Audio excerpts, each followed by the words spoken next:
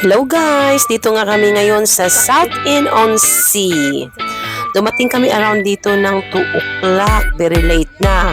At ito ay low tide na kaming dumating dito. Tingnan mo naman, ang haba-haba ng lalakarin mo kung maliligo ka. Kaya while waiting sa mag-high tide, sinit up na namin ang aming mga kagamitan. Siyempre may mag-tent kami, may payong at pinaupo na namin ang aming senyorito Ken or else magwe-werla yung anak ko. Ayan na. So far naman, nagustuhan naman niya ang dagat at hindi naman masyadong mainit, di ba? At sa lahat ng pumupunta dito, malalaman nyo na Pilipino ang pumunta pag may mga tent. Nakakatawa lang. Ito ay ang pinakamalapit na seaside sa Central London or around London area. An hour lang siya, travel by car or you can go by train. Hindi ko alam kung ilang oras papunta by train. Basta nag-car kami at an hour, mahigit isang oras siya. An hour and 8 minutes ang travel. Yun na, nakasit up na yung ano namin, ang aming tent at kasama ko ang aking pamangkin at kapatid are going to swim daw. Siyempre, nag-explore sa lugar, picture, nag-video. Tingnan naman, nag-werla parang turista mini.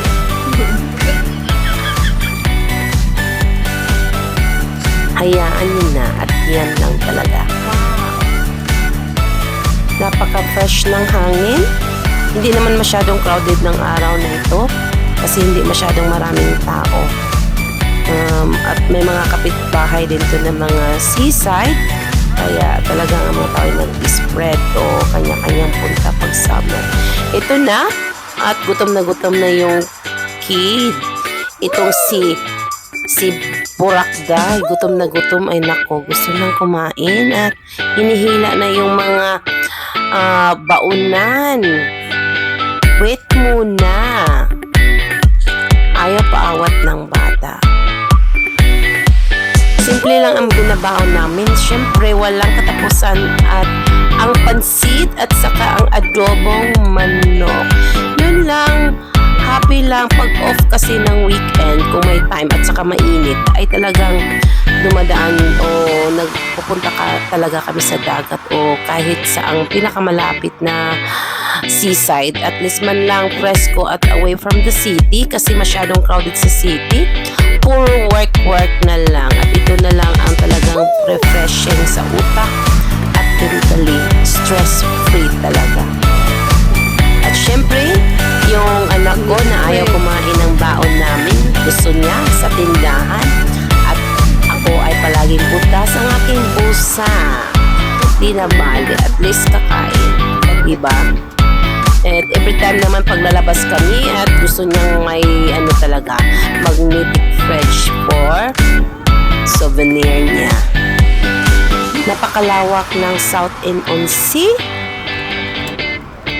Ang ganda dito sa mga kids. Kasi dito sa lugar na to, mayroon silang mga fountain for the kids. At saka hindi ka mababahala kung naiihi ka o naano ka. Kasi ang daming toilet. Talagang ang toilet dito siguro 10 or ano, hindi ka na, kung ihi ka, hindi ka maghahanap kung saan ka pupunta para lang mag-toilet. Talagang bilib ako dito talaga sa toilet. So far, malinis naman kasi may nakabantay na mga sa toilet para linisan nila after mong gagamitin. Oh, ito na. Hayaan mo na akong mag-video. Feeling turista lang ang fed. Diba?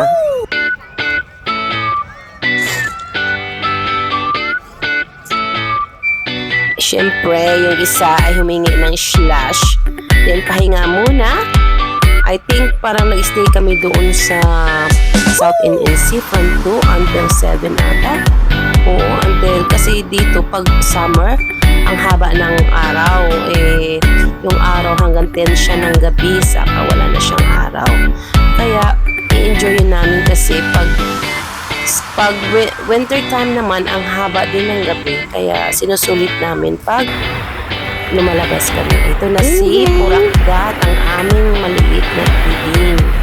At naliligo siya sa dagat. Kahit summer, ang tubig dito ay napakalamig. As in, malamig talaga. Parang nasa freezer. Pero sabi ng kapatid ko, okay naman daw ang tubig. At makikita nyo na parang may lumulutang. Hindi yan siya, malinis yan ha. At hindi yan marumi, yan ay mga seaweeds talaga. Halos lahat ng mga dagat dito ay maraming seaweeds. Sus, naku, enjoy na enjoy ang aking pamangkin sa kakaligo.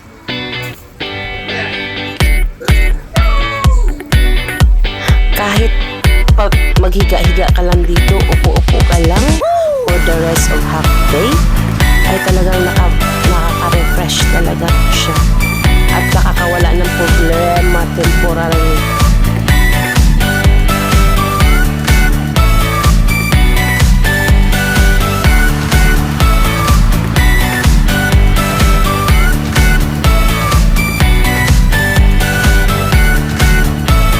Wala ako masyadong nakikita dito mga kababayan ko na naliligo at saka pumupunta. Simple lang happiness ng mga tao dito. Makapunta na sa seasides, yun na. At syempre, hindi kumpleto ang araw pag walang ice cream. Ito maraming variety of ice cream at saka different kinds of flavors. Masarap naman ang ice cream nila at ang lalaki pa ha. Medyo may kamahalan, huwag ka na lang magkwenta kung magkano siya sa piso, pero sulit naman. Ito ay ang paborito ng anak ko, ang ice cream.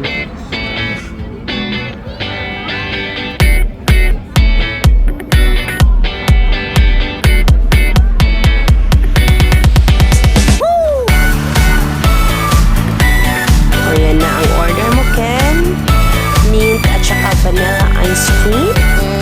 Ang sa akin naman, ang in-order ko ay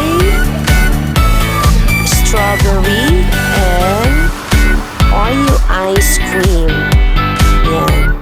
Kahit nakaupo ka lang dyan sa gilid, kumakain ng ice cream, satisfied na yung araw mo. Ice cream pa more.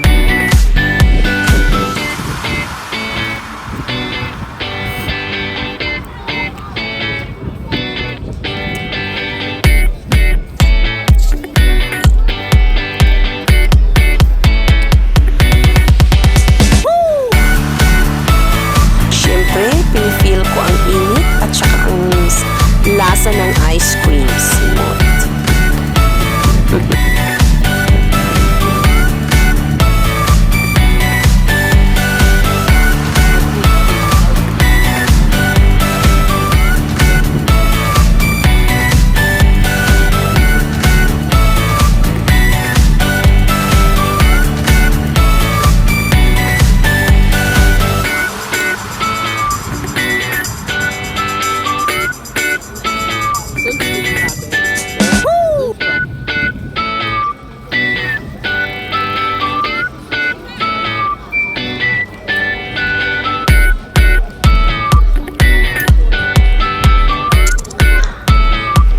Niyang ubusin ha, sa totoo lang. Ikaw mag-isang kumakain, ang tagal niyang ubusin. At ito na naman kami, nagturo na naman yung anak ko ng donut. Siyempre, ang donut nila dito is iba ang presyo sa Central London at saka dito. Medyo may kamahalan ng donut nila dito ha. Siyempre, happy kami. Hindi pala, isa lang palang binigay niya. Just enjoy the day. Kain kung anong makain. Ito na yung isa, naglalaro na ng buhangin while kumakain ng kanyang donut. Ala, enjoyin mo ang maglaro habang bata pa.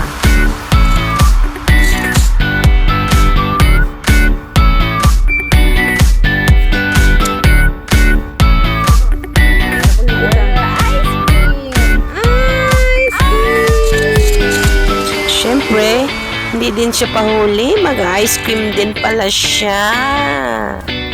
Ang kanyang vanilla ice cream.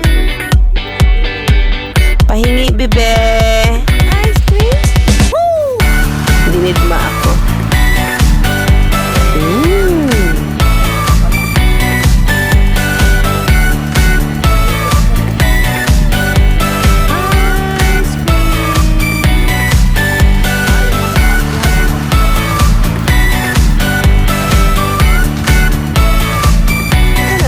Iba talaga pag yung hangin, hindi siya malagkit yung hangin sa dagat.